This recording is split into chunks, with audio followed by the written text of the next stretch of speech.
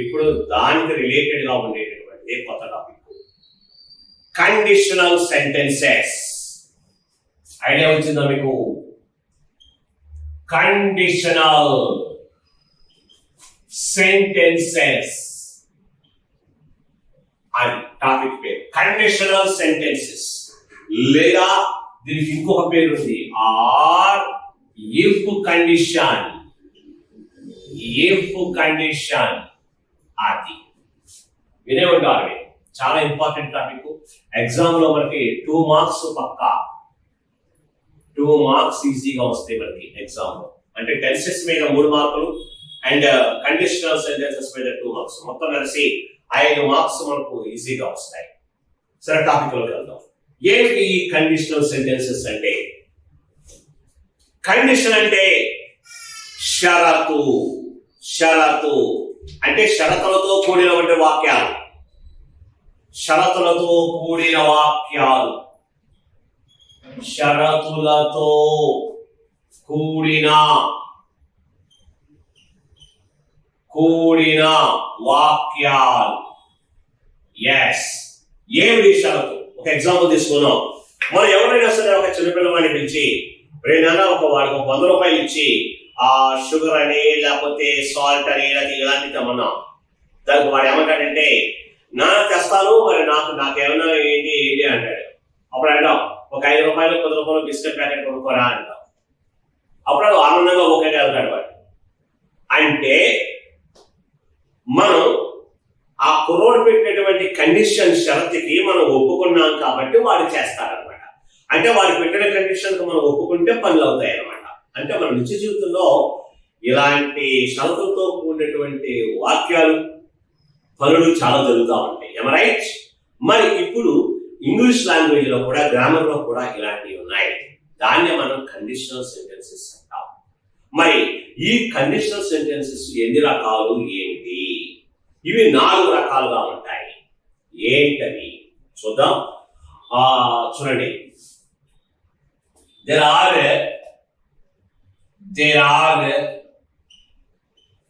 4 kinds of conditional sentences. అంటే 4 రకాల conditional sentences ఉన్నాయి ఇంగ్లీష్ లాంగ్వేజ్ లో. ఆ 4 రకాలు చాలా ఇంపార్టెంట్. వాటి మీద 2 మార్క్స్ వస్తాయి. మరి ఆ 4 రకాలు ఏంటంటే చూద్దాం. ఇలా రాద్దాం ఒకసారి. Kinds of conditions. Kinds of conditions. 4 రకాల కండిషన్స్. ఏమిటా 4 రకాలు? చూడండి, క్లియర్ గా మెన్షన్ చేస్తున్నాం. Number 1, open condition.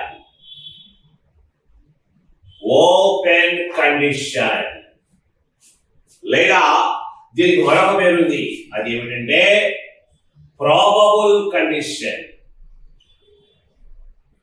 లేదా పాసిబుల్ కండిషన్. పాసిబుల్ కండిషన్ అవి ఓపెన్ కండిషన్ కి మరొక పేరు. చెప్పండి, ఓపెన్ కండిషన్ లేదా ప్రాబబుల్ లేదా పాసిబుల్ కండిషన్. దాని గురించి తర్వాత తెలుసుకుందాం. ముందు 4 రకాలు తెలుసుకుందాం. Okay, right. Number 2, improbable condition. Improbable condition దీనికి మరొక పేరు ఉంది. ఇంప్రాబబుల్ కండిషన్ కి ఏమిటంటే imaginary condition. Imaginary condition. Okay, improbable or imaginary condition. 3, unfulfilled condition. Unfulfilled condition లేదా దీనికి ఇంకొక పేరు ఉంది, ఇంపాసిబుల్ కండిషన్.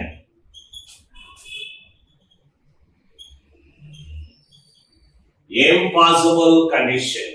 ఓకే, నెక్స్ట్ 4 ఆఖరి కండిషన్ ఏమిటంటే జీరో కండిషన్.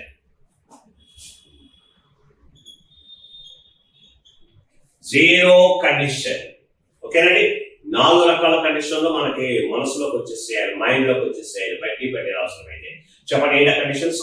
ఓపెన్ కండిషన్, మీరు ఫస్ట్ గుర్తుపెట్టుకోండి చాలు. Open condition, improbable condition, unfulfilled condition, zero condition. 4 రకాల కండిషన్. ఇవి నేర్చుకుంటే చాలు, 2 మార్క్స్ వస్తాయి. అయితే ఇవి తెలుసుకునే ముందుగా వీటి యొక్క స్వరూపం తీసుకుందాం. వీటిలో ఒక లక్షణం ఏంటంటే, ఫీచర్స్ ఉన్నాయి ఏంటంటే, ఈ 4 రకాల కండిషన్స్ లో ఒక్కొక్క కండిషన్ కి 2 క్లాజులు ఉంటాయి.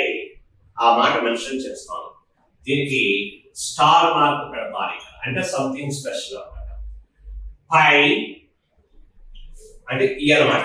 పై 4 కండిషన్స్లలో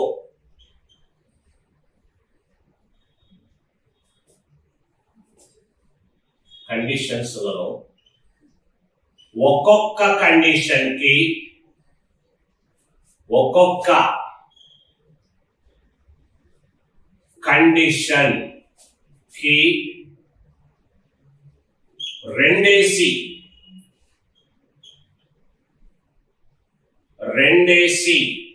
క్లాజులు ఉంటాయి. 2 క్లాజులు, CLAUSE క్లాజులు ఉంటాయి. అదన్నమాట. జాగ్రత్తగా అబ్జర్వ్ చేయండి. పై 4 కండిషన్స్ లో ఒక్కొక్క కండిషన్ కి 2 క్లాజులు కంపల్సరీగా ఉంటాయి. క్లాజ్ చెప్తాను, క్లాజ్ అంటే ఏంటో తర్వాత చెప్తాను. చూడండి, అంటే ఓపెన్ కండిషన్ కి 2 క్లాజులు ఉంటాయి, ఇంప్రాబబుల్ కండిషన్ కి 2 క్లాజులు ఉంటాయి, అన్ఫుల్ఫిల్డ్ కండిషన్ కి 2 క్లాజులు ఉంటాయి, జీరో కండిషన్ కి కూడా 2 క్లాజులు ఉంటాయి. మరి ముందుగా ఈ క్లాజుల గురించి తెలుసుకుందాం. క్లాజ్ గురించి తెలుసుకున్నాక అప్పుడు ఈ కండిషన్స్ లోకి వెళ్దాం. అప్పుడు చాలా క్లియర్ గా అర్థమవుతుంది. రైట్. మరి ఈ క్లాజ్ గురించి తెలుసుకుందాం. రైట్ చెప్పేస్తున్నాను. మొత్తం కండిషన్స్ 4 రకాలు. రైట్. ఏంటవి? ఓపెన్ కండిషన్ అనుకోండి ఒకసారి. Open condition, improbable condition, unfulfilled condition and zero condition. ఇప్పుడు మనం now we are going to learn about the importance and definition of clause. అసలు క్లాజ్ అంటే ఏంటి? CLAUSE clause. క్లాజ్ అంటే మీనింగ్ ఏంటంటే, కొన్ని పదాలు కలిసి ఉంటాయి, అందులో సబ్జెక్టు వెర్బు ఉంటుంది, అట్ ద సేమ్ టైం అది పూర్తి అర్థం ఇస్తుంది. A clause consists a group of words which consists subject and a verb, and also it gives the full meaning. That is called clause. Rastan definition agi చాలా important. A group of words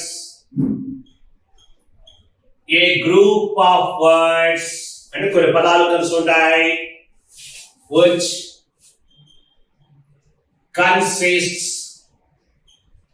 అంటే కలిగి ఉంటుంది. ఏం కలిగి ఉంటుంది?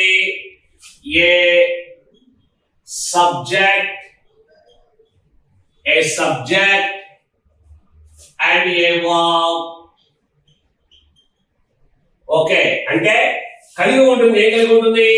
ఒక subject ఉంటుంది and a verb కూడా కలిగి ఉంటుంది, క్రియ కలిగి ఉంటుంది. మళ్ళీ ఏముంటుంది? దాని స్పెషాలిటీ ఏంటి? పూర్తి ఆగమిస్తుంది. And also it gives the full meaning.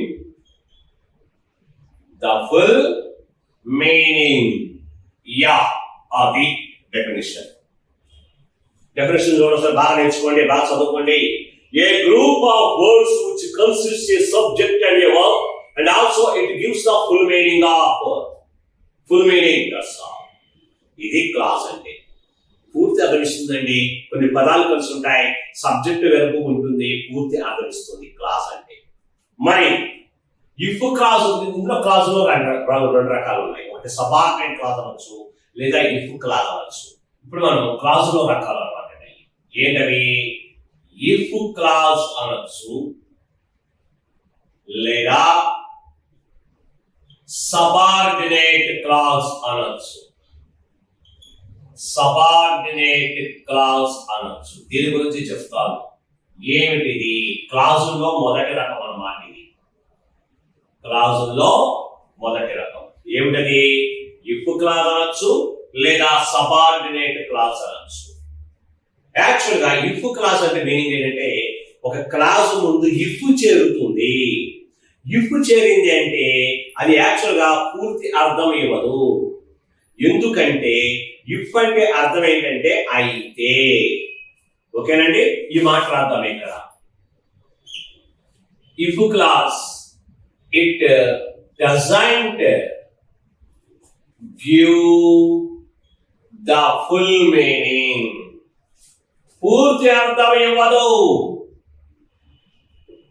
It doesn't give the full meaning. If clause పూర్తి అర్థం ఇవ్వబోదుగాక ఇవ్వదు. ఎందుకని? ఇక్కడ ఒక మాట చెప్తారు. ఇఫ్ అంటే అయితే అని. ఓకేనండి, అది విషయం. మరి ఇంకొక రకం ఏంటంటే, ఇది ఫస్ట్ రకం అండి.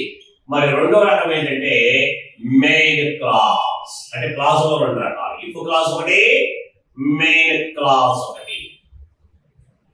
మరి మెయిన్ క్లాజ్ అంటే ఏంటి? ప్రధానంగా ఉంటుంది. ఇదేమిటిది?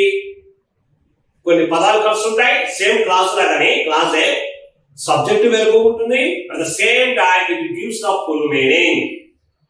అసంపూర్ణంగా ఉండదు, పూర్తిగా ఉంటుంది. Yes, it gives the full meaning. అది ఇది తెలుసుకోవాలి ముందు. ఓకేనండి, ఇప్పుడు చెప్పండి.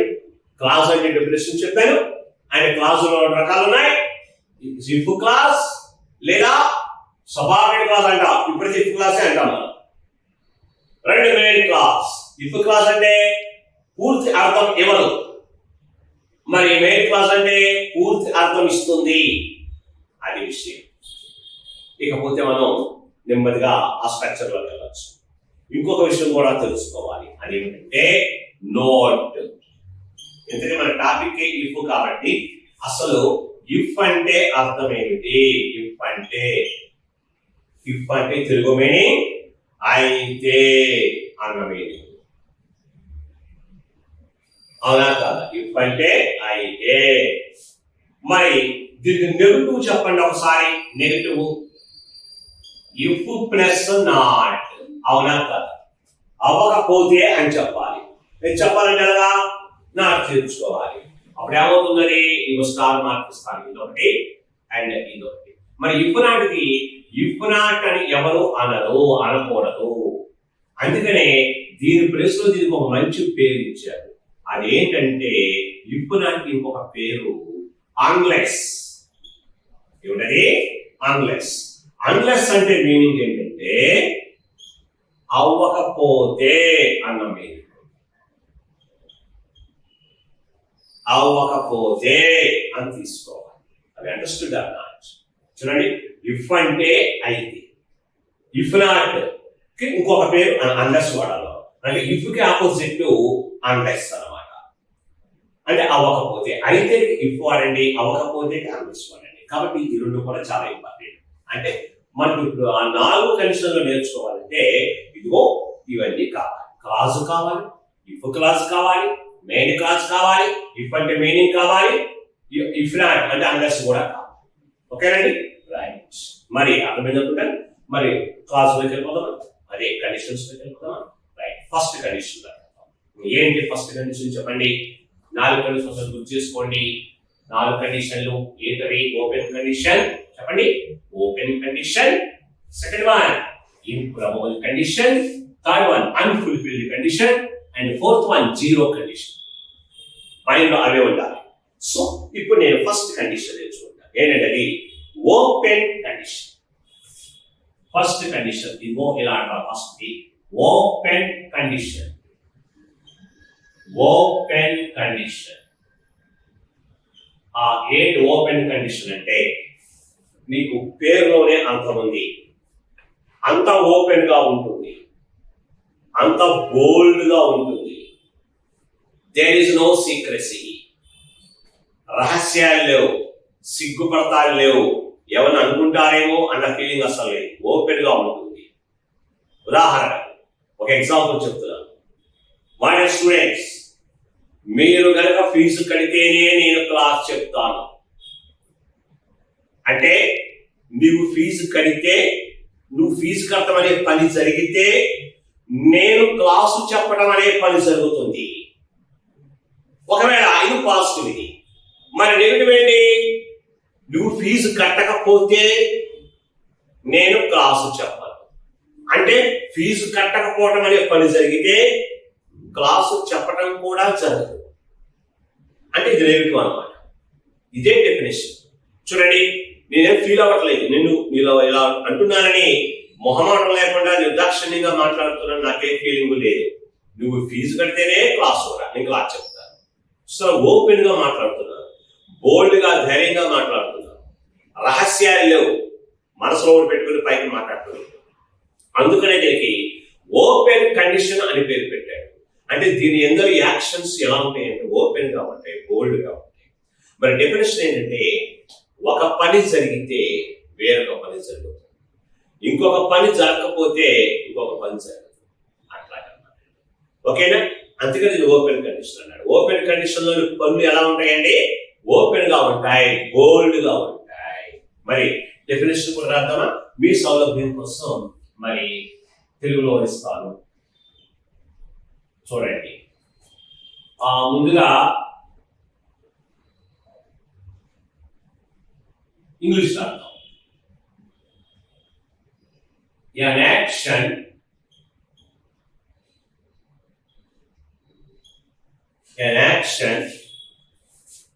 which completes అంటే ఒక పని జరిగితే ఆటోమేటికల్లీ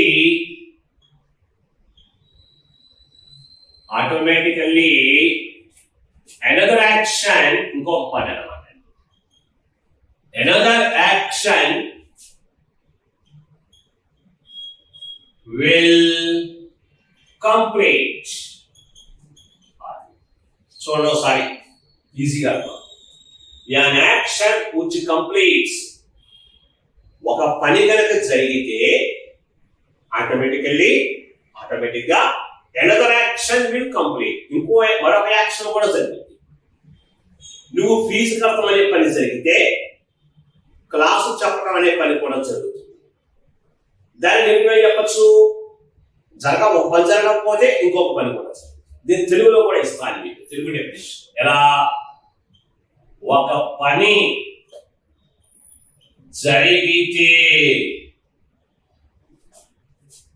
వేరొక పని జరుగుతుంది. ఇది పాజిటివ్ సెన్స్. ఇదేమిటిది? Positive sense. మరి దీనికి నెగిటివ్ వస్తుంది, ఇఫ్రాట్ వస్తుంది కదా, అంటే నెగిటివ్ సెన్స్. అంటే ఎట్లా? ఒక పని జరగకపోతే, ఇక్కడే ఇచ్చేస్తున్నా, జరగకపోతే వేరొక పని జరగదు అంటే ఇది నెగిటివ్ సెన్స్. చూసారండి, అదేమో పాజిటివ్ సెన్స్, ఇదేమో నెగిటివ్ సెన్స్. అదే డెఫినేషన్. మొత్తం మీద ఈ టెన్స్ లోని యాక్షన్స్ అన్ని కూడా ఓపెన్ గా, బోల్డ్ గా ఉంటాయి. ఇక్కడ ఒక చిన్న ఇది బ్రాకెట్ లో ఉంచి ఒక నోట్ ఇస్తాను. టోటల్ గా, అంటే మీకు ఈజీగా అర్థమవుతుంది, చాలా క్లియర్ గా చెప్తున్నాను. టోటల్ గా అంటే మొత్తం మీద ఈ కండిషన్ లోని పనులు ఎలా ఉంటాయి? ఓపెన్ గా ఉంటాయి, బోల్డ్ గా ఉంటాయి. అవునా కదా? ఓపెన్ గాను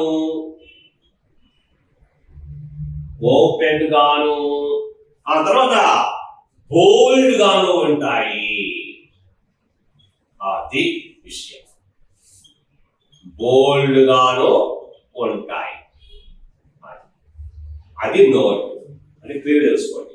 ఓపెన్ కండిషన్ అని పేరు పెట్టేందుకు గాను పేరుకు తగ్గట్టుగానే ఉంటాయి. ఓపెన్ గా ఉంటుంది, బోల్డ్ గా ఉంటుంది, రైట్. పాజిటివ్ ఉంటుంది, నెగిటివ్ ఉంటుంది ఈ కండిషన్ లో. మరి అర్థమైంది అనుకుంటాను. మరి దీనికి సంబంధించిన స్ట్రక్చర్స్ ఎగ్జాంపుల్స్ లోకి వెళ్దామా? రైట్. సరే, ఇప్పుడు నేను ఏం చేస్తున్నానంటే ఈ ఓపెన్ కండిషన్ కి స్ట్రక్చర్స్ ఇస్తున్నాను, సూత్రాలు ఉన్నాయి. మరి టెన్సెస్ రిలేటెడ్ టాపిక్ ఇది కూడా, కాబట్టి టెన్సెస్ వస్తే ఇది వస్తాయి అన్నమాట. అందుకనే ముందు టెన్సెస్ చెప్పడం జరిగింది. ఓకే, మరి స్ట్రక్చర్ ఏమిటి చూద్దాం ఒకసారి. స్ట్రక్చర్ ఏమిటి? ఫస్ట్ ఇఫ్ క్లాజ్ ఉంటుంది, కంపల్సరీ ప్రతి కండిషన్ ఉంటాయి ఇవి. నెక్స్ట్ మెయిన్ క్లాజ్ ఉంటుంది, చాలా జాగ్రత్తగా అబ్జర్వ్ చేయండి. ఇఫ్ క్లాజ్ ఉంటుంది, మెయిన్ క్లాజ్ ఉంటుంది. ఇందాక చెప్పుకున్న క్లాజ్ అంటే మీనింగ్, ఇప్పుడు ఈ సందర్భంలో చెప్తున్నాను. మరి ఇఫ్ క్లాజ్ అంటే పూర్తి అర్థం ఇస్తుందా? ఇవ్వదా? ఇవ్వదు. ఇఫ్ క్లాజ్ పూర్తి అర్థం ఇవ్వదు. మరి మెయిన్ క్లాజ్ ఇస్తుందా? ఇస్తుంది. ఇస్తుంది అని ఇందాక చెప్పాను. రైట్. మరి ఇప్పుడు ఫైనల్ స్ట్రక్చర్ అర్థం చక్కగా ఈ క్వశ్చన్ రూపంలో ఎలా? ఇఫ్ క్లాజ్ లో ఏముంటాయంటే ఇఫ్ ఉండి సింపుల్ ప్రెసెంట్ ఉంటుంది. ఇఫ్ ఉండి సింపుల్ ప్రెసెంట్ ఉంటుంది. మరి మెయిన్ క్లాజ్ లో ఏముంటుందంటే సింపుల్ ఫ్యూచర్ ఉంటుంది.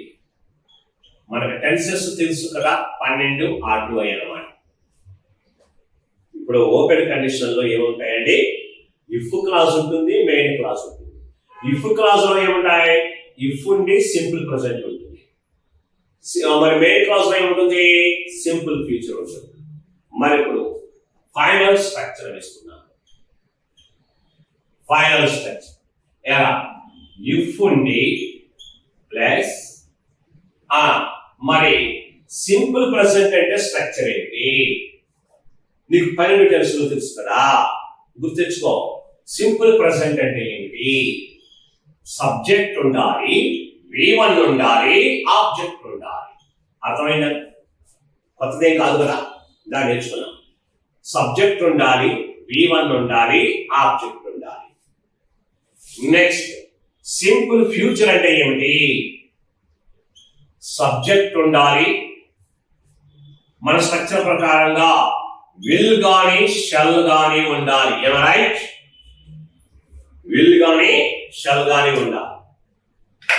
అంతేకాకుండా అడిషనల్ గా ఈ సింపుల్ ఫ్యూచర్ లో మీకు తెలియని విషయం ఏంటంటే కొత్తగా వస్తుంది ఇక్కడ. ఇందులో విల్ షల్తో పాటుగా కెన్ మే కూడా రాయొచ్చును. ప్లస్ V1 వస్తుంది, ఆబ్జెక్ట్ వస్తుంది. ఇది ఫైనల్ స్ట్రక్చర్. ఇక్కడ మీ మనసులో ఒక సందేహం ఏంటంటే సింపుల్ ప్రెసెంట్ బాగానే ఉంది సార్, మరి సింపుల్ ఫ్యూచర్కి వచ్చేటప్పటికి సబ్జెక్ట్ ఉంది, విల్ ఆర్ షెల్ ఉంది.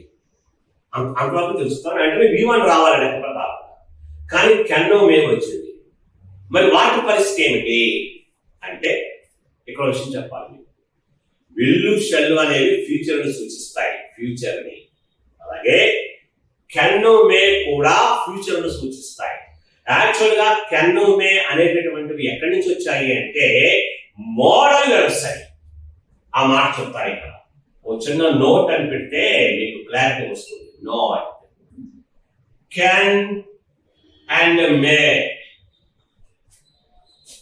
వీటిని ఏమంటారు?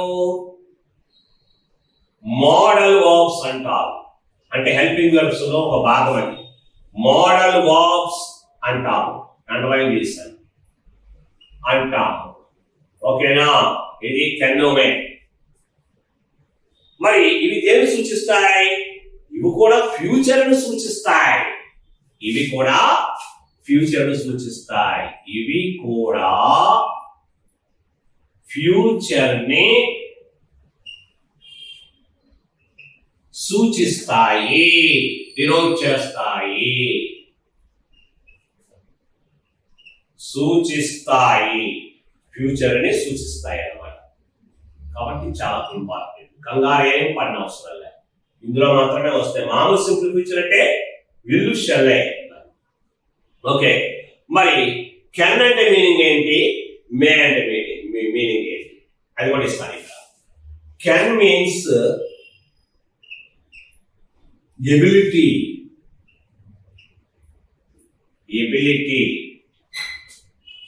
In present. కెన్ అంటే మీనింగ్ ఏంటి, ఎబిలిటీ ఇన్ ప్రెసెంట్ అంటే ప్రెసెంట్ లో శక్తి సామర్థ్యాలు. ఎబిలిటీ అనేది శక్తి సామర్థ్యాలు. మరి మే అనేది మీనింగ్ ఏంటి, మే అంటే పాసిబిలిటీ అంటే ప్రాబబిలిటీ.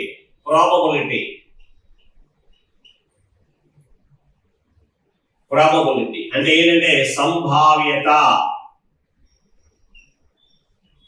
లేదా మే అనొచ్చు, మేబీ అవ్వచ్చు అని. లేదా ఇంకా క్లియర్ చేస్తారు, మేబీ కన్నా పెర్హాప్స్ బహుశా అన్న మీనింగ్ వస్తుంది. మే అంటే అవ్వచ్చు అలా. కెన్ అంటే శక్తి సామర్థ్యాలు చెప్తుంది. ఎక్కడ, ప్రెసెంట్. అది స్ట్రక్చర్. అర్థమైందనుకుంటాను. Subject if, subject V1, object simple future subject will or shall can may V1 object. ఒకసారి స్టడీ చేయండి. ఇది ఫైనల్ స్ట్రక్చర్. ఆ కెన్ మే ఎందుకు వచ్చింది అంటే ఇదిగో ఇలా వచ్చింది. కొంచెం జాగ్రత్తగా స్టడీ చేయండి, మీనింగ్స్ కూడా ఇచ్చారు. ఇప్పుడు మనం ఏం చేద్దామంటే ఎగ్జాంపుల్ చేద్దాం. ఈ స్ట్రక్చర్ కి సంబంధించి ఎగ్జాంపుల్ చేద్దాం. ఓకేనండి, మరి ఇది చెప్పేస్తాను. ఈ నోట్ అనే దాన్ని చెప్పేస్తాను. Okay, right. ఎలా చెప్పండి. ఇఫ్ కండిషన్ కి ఫార్ములా వచ్చేసింది కదా, అదే ఓపెన్ కండిషన్ కి ఫార్ములా చెప్పండి. ఓపెన్ కండిషన్ కి ఏంటి ఫార్ములా, ఫైనల్ ఫార్ములా. ఇఫ్ ఉన్న తర్వాత సింపుల్ ప్రెసెంట్ ఉండాలి, తర్వాత మెయిన్ క్లాస్ లో ఏముండాలి, సింపుల్ ఫ్యూచర్ ఉండాలి. రైట్. మరి ఎగ్జాంపుల్ 1, ఎగ్జాంపుల్స్ ఒక 3-4 చేద్దాం. ఏంటి, నేను కొన్ని ఎగ్జాంపుల్స్ ని తెలుగులో అని ఇంగ్లీష్ లో చెప్తాను. ఎగ్జామ్ పాయింట్ ఆఫ్ వ్యూలో తర్వాత. ఓకేనా, ఎలా చూడండి ఒకసారి. నీవు గనక పరిగెడితే పోలీసు నిన్ను అనుమానించవచ్చు. అంటే ఒక కుర్రాడు పరిగెట్టాడు, రెడీగా ఉన్నాడు. అప్పుడు నేను అంటున్నాను, రే నీవు గనక పరిగెడితే పోలీసు అక్కడే ఉన్నాడు, అనుమానిస్తాడు. ఎందుకు అనుమానిస్తాడు, నువ్వు ఏదైనా తప్పు చేసి పారిపోతున్నావేమో అని అనుమానిస్తాడు అని చెప్తున్నాను. అంటే ఇక్కడ ఓపెన్ కండిషన్ ఎలాగైంది చెప్పండి. ఓపెన్ కండిషన్ సెట్ అవుతుందా చూడు ఒకసారి. అతను కనుక పరిగెడితే పోలీసు అనుమానిస్తాడు. అంటే ఇది పరిగెడడం అనే పని చేస్తే అనుమానించడం అనే పని చేస్తాడు. అంటే ఒక పని జరిగితే ఇంకొక పని జరుగుతుంది పక్కాగా. So that is this is called open condition, probable condition, possible condition. అర్థమైందా? మరి దీని ఇంగ్లీష్ లో రాద్దాం. అయ్యారా, ఇఫ్ ఈ స్ట్రక్చర్ ప్రకారంగా ఫార్వర్డ్. ఇఫ్ నీవు కనుక పరిగెడితే, ఆ నీవు సబ్జెక్ట్, ఇక్కడ సబ్జెక్ట్ చూసుకోండి, యు. ఇఫ్ యు తర్వాత V1 రాయాలి. అంటే పరిగెడితే, పరిగెడతాన్ని రన్ అంటారు. Run, ran, run. సో ఇక్కడ రన్. ఇఫ్ యు రన్, నీవు కనుక పరిగెడితే, మరి ఇందులో ఆబ్జెక్ట్ లేదు, మరి లేకపోయినా పర్వాలేదు, this no problem. If you run చూడండి, ఇఫ్ కండిషన్ లో ఫస్ట్ పార్ట్ అయిపోయింది. నెక్స్ట్ అయితే second part, simple future part. ఏమవుతుంది, నువ్వు కనుక పరిగెడితే పోలీసు నిన్ను అనుమానిస్తాడు. అంటే ఇక్కడ సబ్జెక్ట్ సెకండ్ పార్ట్ చూడండి. సెకండ్ పార్ట్ లో పోలీస్ సబ్జెక్ట్ ఏంటి, police. The police, yeah subject అది.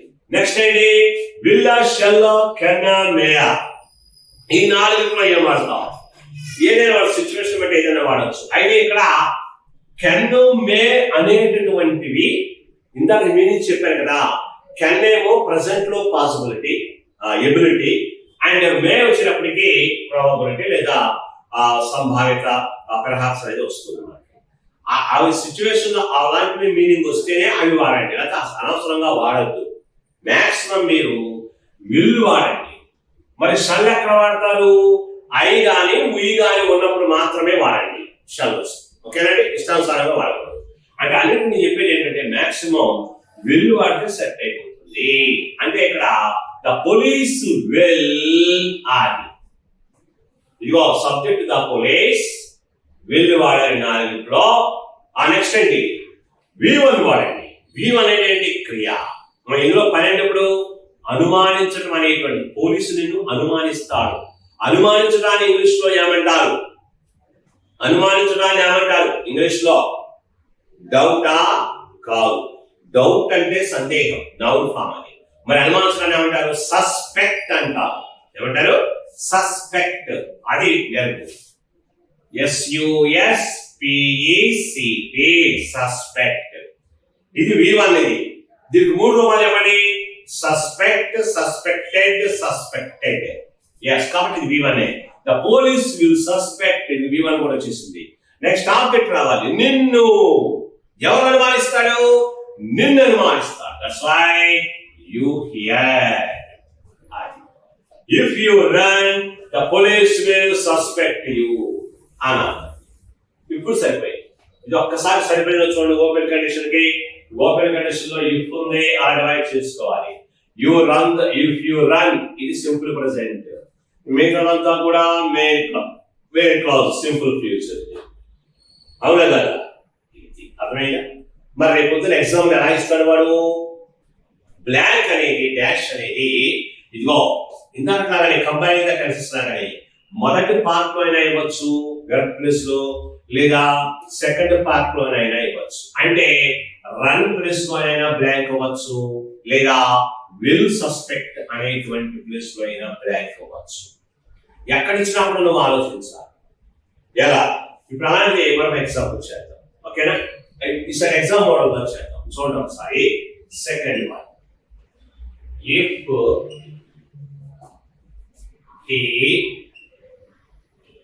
he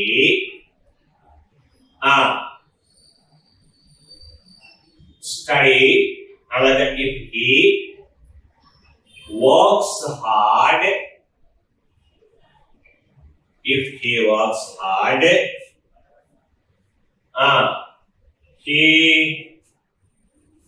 dash the exam అన్నాడు. ఎగ్జామ్ లో ఇలా అడుగుతాడు. If he works hard, he dash the exam. Options ఇచ్చారు చూడండి. A shall pass, B would pass, C have passed, D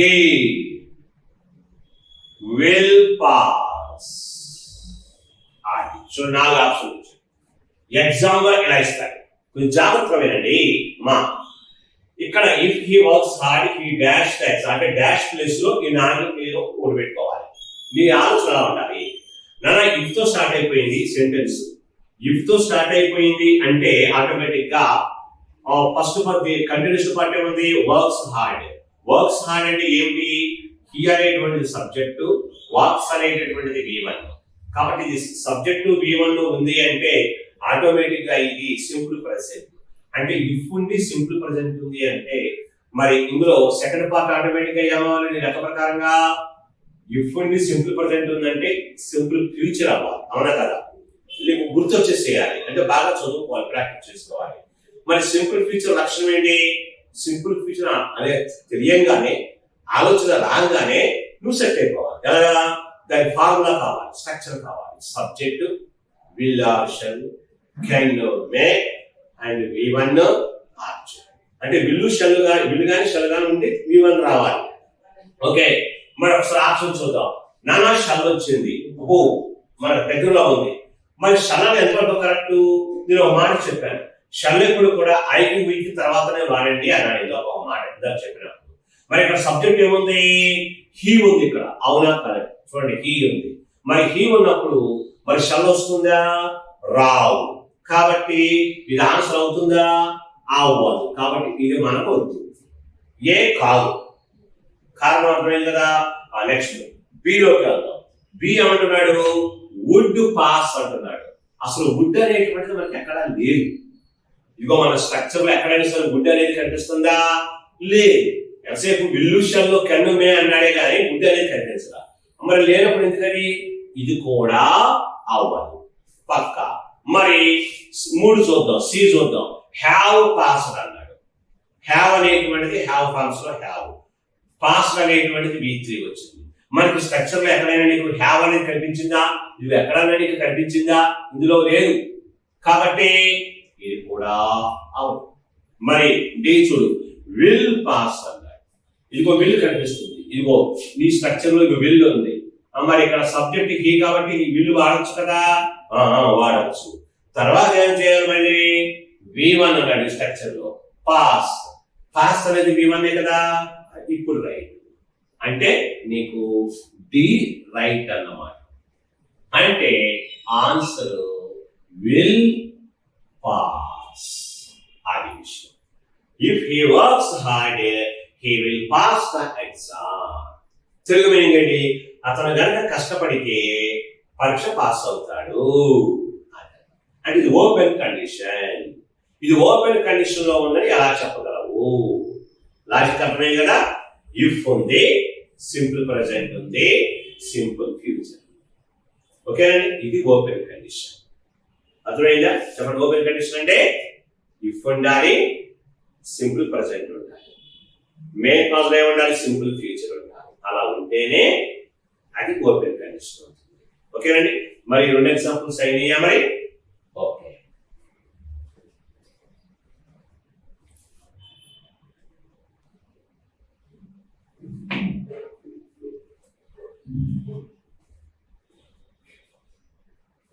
okay my students, ఈ open condition కి మరికొన్ని ఎగ్జాంపుల్ చూద్దాం. ఇందాక 2 నేర్చుకున్నాం. ఇప్పుడు థర్డ్ వన్ చూడండి. If they invite I shall attend. వాళ్ళు కనుక నన్ను ఆహ్వానిస్తే నేను అటెండ్ అవుతాను. దేనికి? ఆ పార్టీ. ఇందులో చూడండి, ఇన్వైట్ అనేటటువంటిది V1. మరి సెకండ్ పార్ట్ షల్ వచ్చింది. షల్ వాడాడు చూడండి. Plus V1. అటెండ్ అనేటువంటిది V1. జాగ్రత్త అబ్జర్వ్ చేయండి my dear students. Next if it rains చూడండి. Rains V1. He can buy an umbrella. వర్షం కనుక వస్తే అతడు ఒక గొడుగుని కొనగలడు. కెన్ వచ్చింది ఇక్కడ. కాబట్టి ఇక్కడ చూడండి, ఈ కెన్ వచ్చింది హెల్పింగ్ వెర్బ్. బై అనేటువంటిది V1. క్లియర్ గా అబ్జర్వ్ చేయండి. Next if India plays the match. ఒకవేళ ఇండియా కనుక ఆడినట్లయితే మ్యాచ్ ఏమవుతుంది? It may win the cup. Cup గెలిచేదేమో అంటే పాసిబిలిటీ అన్నమాట.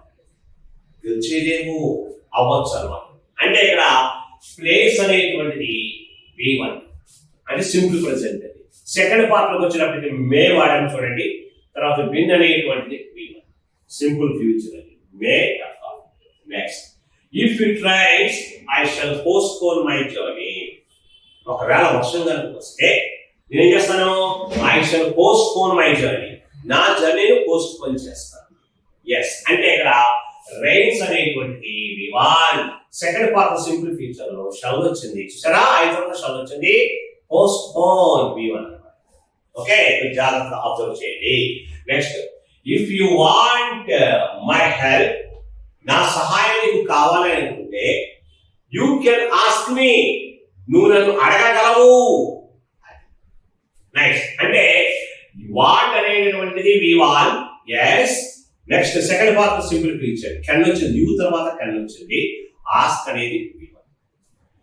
అంటే స్ట్రక్చర్ ప్రకారంగా టాలీ అవుతుందో లేదో చూడండి. అందుకే అండర్లైన్ చేస్తున్నాను. Next if you go there they will help you.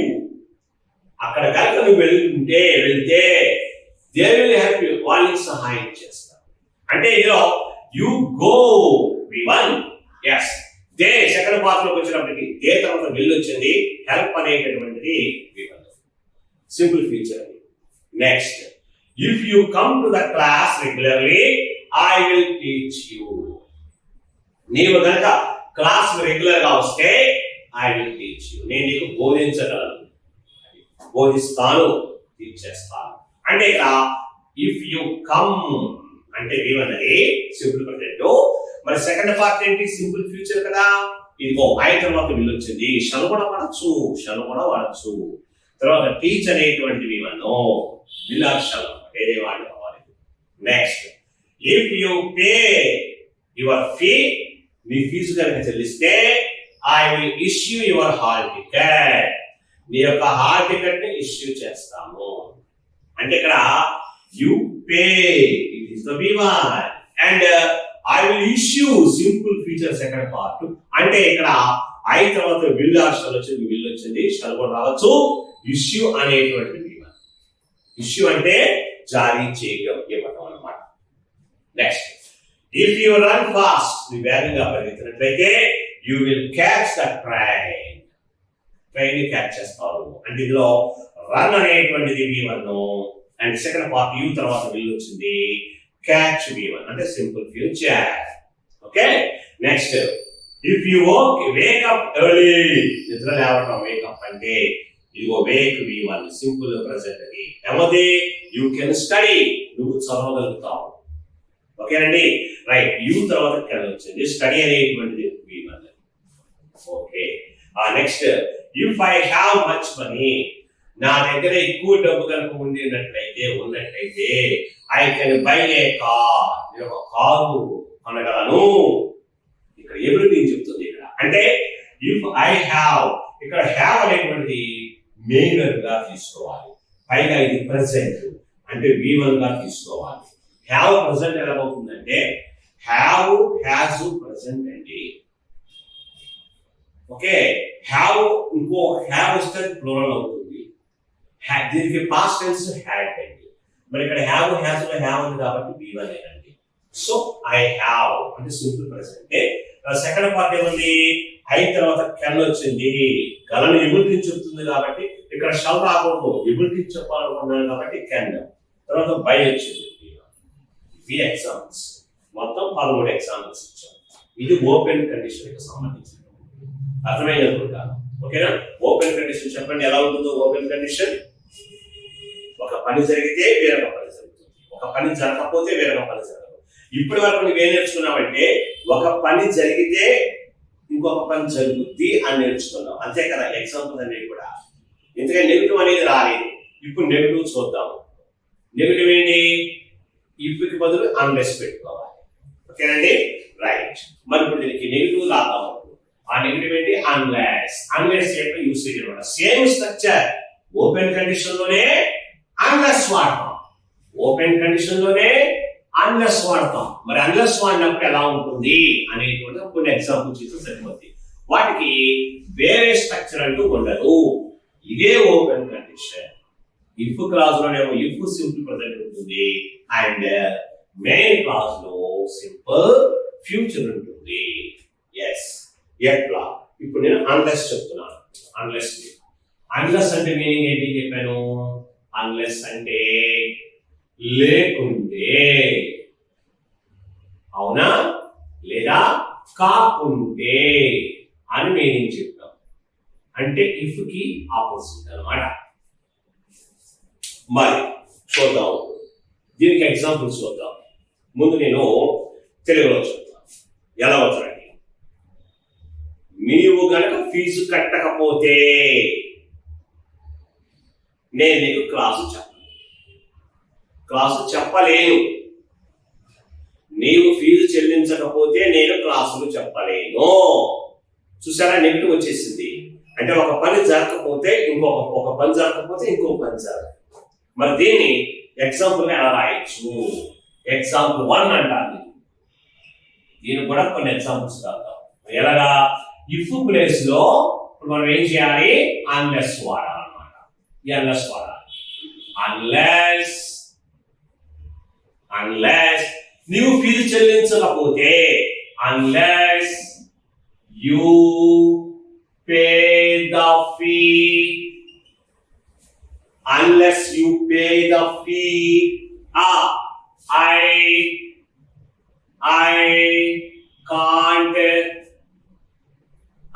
can't teach you. అది జాగ్రత్తగా చూడండి. Unless you pay the fee, I can't teach you.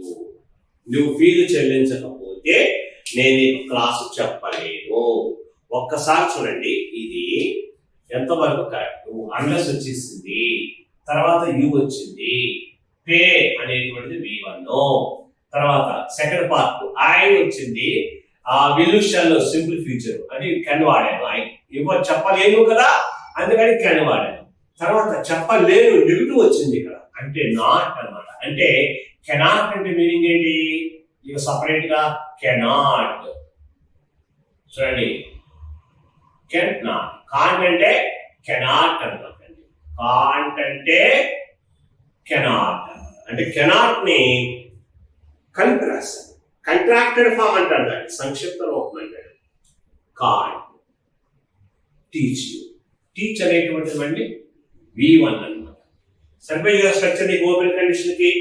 ఇదేమో unless plus if plus unless తర్వాత if simple present, main clause లో simple future. అర్థమైంది అనుకుంటారు? Yes, ఇదే విషయం. మరి ఇక్కడ వచ్చిన లాజిక్ ఎప్పుడు ఒక విషయం గుర్తుపెట్టుకోండి మిత్రులారా, ఏంటంటే అది మా ఎప్పుడైనా సరే అన్లెస్ వాడినప్పుడు అన్లెస్ పార్ట్ లో, అంటే మొదటి ఈ పార్ట్ లో, అంటే ఎక్కడి నుంచి అక్కడికి, ఇక్కడి నుండి ఇక్కడికి, ఈ పార్ట్ లో ఎట్టి పరిస్థితుల్లో కూడా నీవు నెగిటివ్ సంబంధించిన పదం వాడద్దు. నో గాని నాట్ గాని. కానీ ఎక్కడ వాడాలి అంటే సెకండ్ పార్ట్ లో చూడండి, ఇది సెకండ్ పార్ట్. ఈ సెకండ్ పార్ట్ లో మాత్రం సమయాన్ని బట్టి వీలు బట్టి వాడండి నాట్. అర్థమైంది అనుకుంటారు మిత్రులారా? చాలా ప్రమాదం ఎగ్జామ్ పాయింట్ ఆఫ్ వ్యూలో. అన్లెస్ వాడాక వెంటనే నాట్ వాడద్దు. ఎందుకంటే అన్లెస్ లోనే నెగిటివ్ ఉంది. అన్లెస్ లోనే నెగిటివ్ ఉంది. That's why we don't use any type of negative term in this unless phrase. Okay, class. Yes. Wow. మరి ఇప్పుడు మిగతా ఎగ్జాంపుల్స్ కూడా చేద్దాం. అంటే సెకండ్ పార్ట్ లో నాట్ రావాలి. ఓకేనండి, అది విషయం. ఓకే, మరి ఇదే అన్లెస్ సెకండ్ ఎగ్జాంపుల్ చూద్దాం. మరి సెకండ్ ఎగ్జాంపుల్ ఏంటి చూడండి. అన్లెస్ యు వర్క్ హార్డ్, నువ్వు గనక కష్టపడకపోతే ఏమవుతుందట? You won't get good rank అన్నాడు. నీకు మంచి ర్యాంక్ రావు, అంతే కదా. కష్టపడితేనే వస్తుంది, కష్టపడకపోతే రావు. నెగిటివ్ సెన్స్ అన్లెస్ వాడాడు. మరి స్ట్రక్చర్ ప్రకారంగా టాలీ అయ్యిందో లేదో చూద్దామా? yes, నీకు అన్లెస్ వాడాడు. సింపుల్ ప్రెజెంట్ చూద్దాం. యు వర్క్ హార్డ్, ఇది V1 అండి. Work hard. మరి సెకండ్ పార్ట్ చూడండి, సింపుల్ ఫ్యూచర్ ఉండాలి. You won't get good rank. You subject అయితే వోంట్. వోంట్ మీన్స్ ఏమంటారు? వోంట్ అంటే విల్ ప్లస్ నాట్ అన్నమాట. యు విల్ నాట్ దగ్గర వచ్చింది కదా సెకండ్ పార్ట్ లో. ఎస్, గెట్ అనేటువంటిది గెట్ V1. ఎస్, అలా.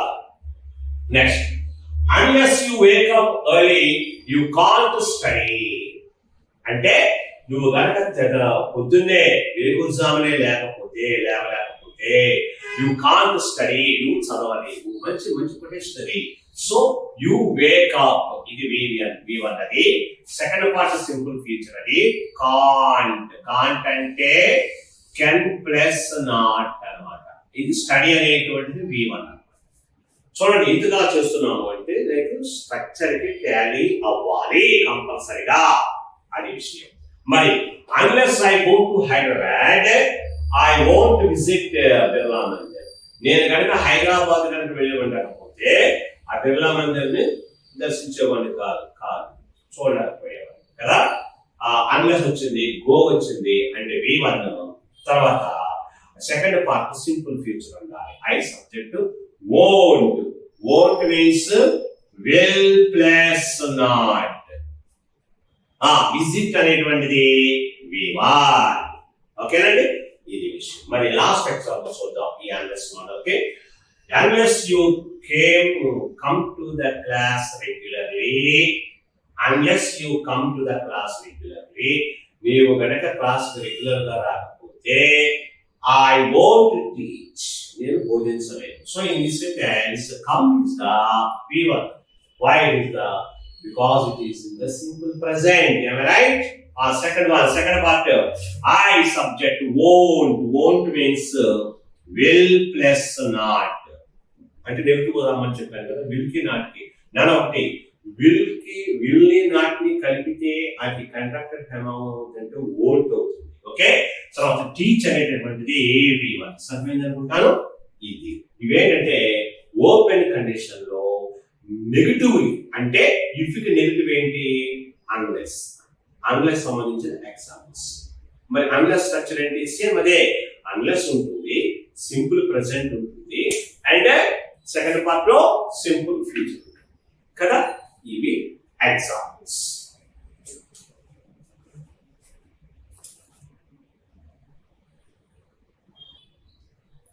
ఓకే, ఎంతవరకు మనం ఏం నేర్చుకున్నామంటే ఓపెన్ కండిషన్ లో ఇఫ్ అంటే పాజిటివ్ సెన్స్ వాడారు, నెగటివ్ సెన్స్ కూడా వాడేస్తారు, మరి స్ట్రక్చర్ కూడా వచ్చేస్తుంది.